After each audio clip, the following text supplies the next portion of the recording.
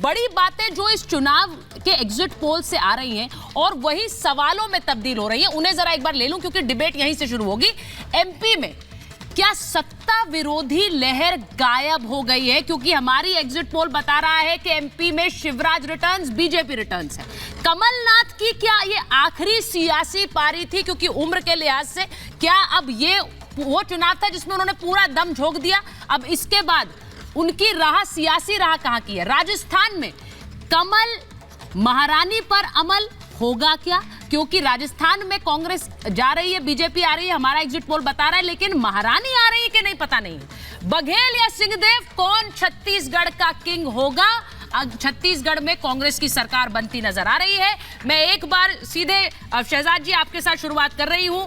Exit polls में आप लोग मध्य प्रदेश में भी आ रहे हैं, छत्तीसगढ़ को छोड़ दें क्योंकि वहां पर नहीं है, लेकिन दो पोल्स ऐसे भी हैं जो आपको बहुत क्लोज टक्कर में दिखा रहे हैं कि वहां पर कुछ बदल सकता है 3 दिसंबर को। लेकिन मेरा सवाल ये कि मध्य प्रदेश में सत्ता विरोधी लहर गायब कैसे हो गई है? शिवराज सिंह रिटर्न्स होगा कि नहीं, वो उसके बारे में बाद में पूछूंगी, लेकिन मध्य प्रदेश में क्या हुआ है? देखिए, सबसे पहले तो मुझे लगता है कि सभी लोग कहेंगे कि हम एग्जैक्ट पोल्स के लिए रुकेंगे, परंतु एक बात स्पष्ट है। देखिए, 5 राज्य चुनाव जब 2018 में हुए तब हमारी एक भी सरकार नहीं थी। फिर 2018 के बाद एक सरकार मध्य प्रदेश में बनी क्योंकि ज्योतिरादित्य जी छोड़कर निकल कर आए बाहर।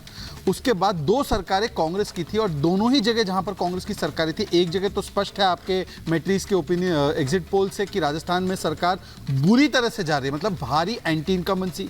छत्तीसगढ़ में भी जहां प्रिडिक्ट किया जा रहा था कि जीतेगी, आएगी, लौटेगी, वहां पर भी हाफ के वो लोग आगे पीछे हो रहा है। और मध्य प्रदेश में जहां पर 18 वर्षों से भारतीय जनता पार्टी की सरकार है, वहां पर हमारी सरकार का फिर से लौट कर आना, या सभी पोल्स का यही कहना, मतलब एक पॉलिटिक्स ऑफ प्रो इनकम्बेंसी।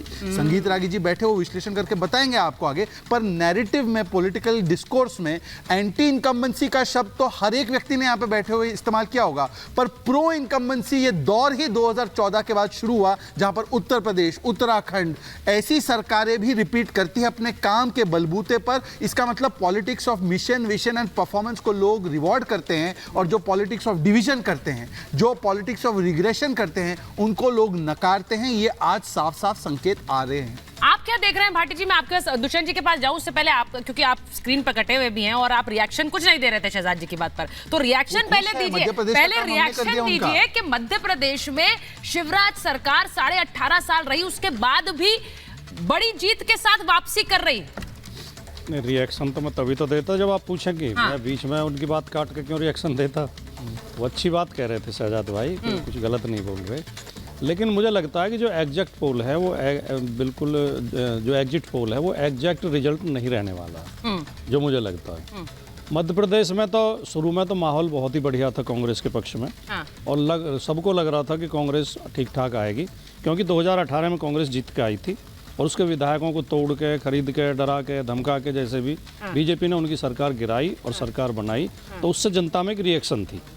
अगर ये आपका एग्जिट पोल सही होता है और वहाँ कांग्रेस हारती है, तो कांग्रेस के कुछ चिरकुट और चालू नेताओं की वजह से हारेगी, वरना कांग्रेस का माहौल शुरू में ठीक था। आपने कहा कि बिगड़ा तो बाद में बिगड़ा।